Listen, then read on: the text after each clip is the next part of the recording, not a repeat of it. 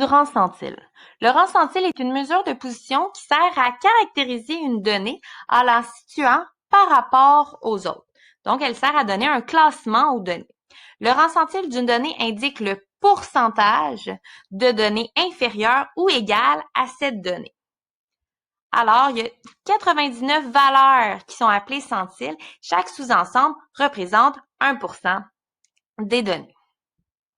Par exemple, si on dit qu'un marathonien est situé au 60e rang centile d'un marathon, ça veut dire que 60% des participants qui ont été aussi rapides ou moins rapides que lui, donc 40% des participants ont été plus rapides que lui.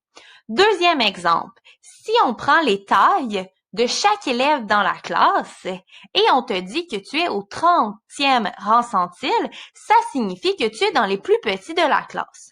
Donc, si tu es au 30e rang centile, ça signifie que 70% des élèves qui sont plus grands que toi dans la classe. Donc, à l'inverse, ça veut dire que 30% des élèves qui ont la même taille que toi ou qui sont plus petits. Alors, on retrouve un peu plus bas la formule pour calculer le rang centile d'une donnée. Donc, on doit additionner premièrement le nombre de données inférieurs à la donnée avec le nombre de données égales à la donnée, divisé par 2. Ensuite, on doit diviser le tout par le nombre total de données, puis multiplier par 100 à la toute fin. Note, si le résultat n'est pas un nombre entier, on doit l'arrondir à l'unité supérieure et c'est extrêmement important. Donc, si tu calcules le rang centile d'une donnée et tu obtiens 13,4, si on l'arrondit à l'unité supérieure, on obtient 14. Donc, on ne respecte pas les règles d'arrondissement habituelles. Automatiquement, on arrondit à l'unité supérieure. Alors, si j'obtiens 13,1, on arrondit également à l'unité supérieure, donc on écrira 14. Et 13,7, on obtiendra 14 également. Alors, passons maintenant à l'exemple numéro 1. Calculer le rang centile de la donnée 81. Donc, on retrouve 81 juste ici.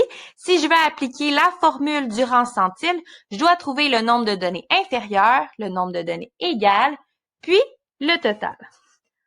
Alors, si je veux calculer le nombre de données inférieures, donc j'ai combien de données qui sont plus petites que 81?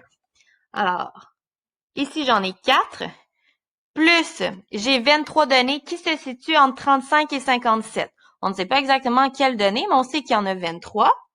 Ensuite, entre 57 puis 66, il y en a 5. Il y a 40 autres données entre 66 et 78. Puis, juste avant 81, on a 6 données. Alors, si j'additionne toutes les données plus petites que 81, donc 4 plus 23 plus 5 plus 40 plus 6, j'obtiens 78 données. Par la suite, je vérifie, j'ai combien de données égales à 81. Dans ce cas-ci, j'en ai seulement une donnée. Alors, si 81 se répète, j'aurais pu écrire 2 ou 3, tout dépendant, il y avait combien de 81. Et finalement, le total. J'ai combien de données au total? Alors, on a déjà calculé qu'il y avait 78 données plus petites que 81. Donc, je peux seulement additionner les 4 supplémentaires à la toute fin. On obtient 82 données au total. On peut maintenant utiliser la formule du rang centile. Donc, rang centile égale, ouvre la parenthèse, le nombre de données inférieures, 78, plus le nombre de données égales divisé par 2. Donc, 1 divisé par 2. Par la suite, on divise le tout par le nombre total, 82, et on multiplie par 100. Si on rentre tous ces nombres dans la calculatrice, on obtient environ 95,73. Il ne faut pas oublier qu'on ne peut pas obtenir un nombre décimal pour le rang centile. On souhaite avoir un nombre entier. Donc, on arrondit à l'unité supérieure, ce qui veut dire que 81 est au 96e rang centile. Exemple numéro 2. Si passe un test de mémoire. Il y a 2958 participants. Sachant que 1247 personnes ont obtenu un moins bon résultat que le sien et que 1632 personnes ont obtenu un meilleur résultat que Steve, quel est le rang centile du résultat de Steve? Alors, on commence toujours de la même façon. On a besoin des données qui sont inférieures à Steve, égales à Steve et finalement le total. Alors, si je relis le texte, Steve passe un test de mémoire, il y a 2958 participants. Donc, ça, c'est le total. 2958 personnes qui ont fait le test de mémoire. Sachant que 1247 personnes ont obtenu un moins bon résultat. Donc, 1247, ce sont les personnes qui ont eu inférieur à Steve.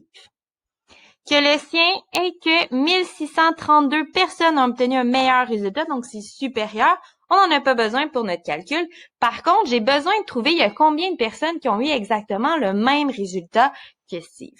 Pour ce faire, pour trouver le nombre qui est égal, je vais prendre le total et je vais soustraire le nombre de personnes qui ont eu un résultat inférieur et je vais soustraire le nombre de personnes qui ont eu un résultat supérieur. Donc, on obtient que 79 personnes ont eu exactement le même résultat que Steve. Un coup qu'on a trouvé le nombre de données inférieur, égal et le total, on peut aller calculer le rang centile à l'aide de la formule. Donc, inférieur 1247 plus le nombre de données égal divisé par 2 et puis finalement sur le total de données. On n'oublie pas de multiplier par 100. On obtient un rang centile environ égal à 43,49. On n'oublie pas qu'on doit arrondir à l'unité supérieure sans respecter les règles d'arrondissement. Donc, Steve se retrouve au 44e rang centile.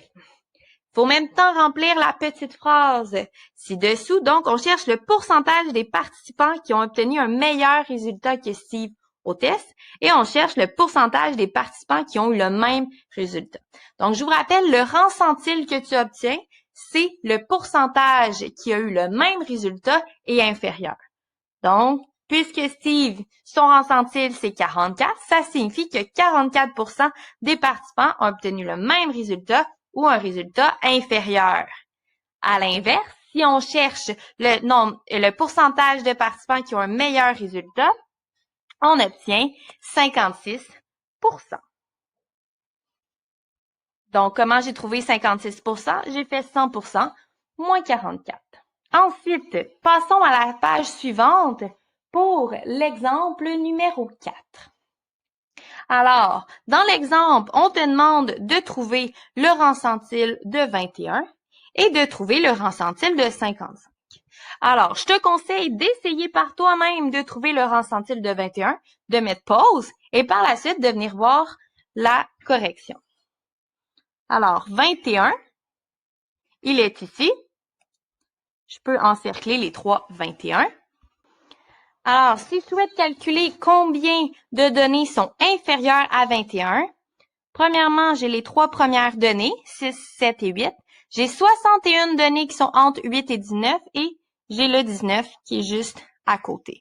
Alors, 3 plus 61 plus 19, ça égale 65.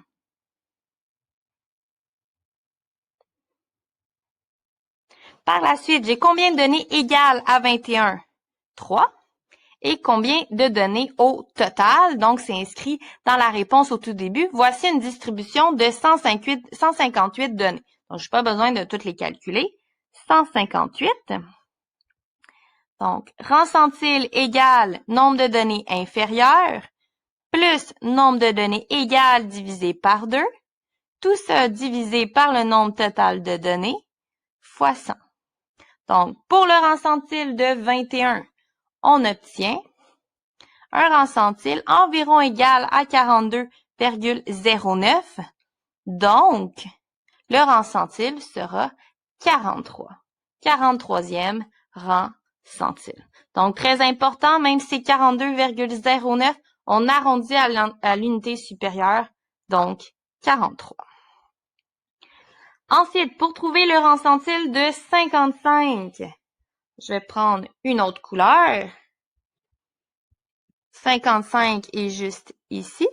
Alors, combien j'ai de données inférieures à 55? Donc, j'en ai 3, 61.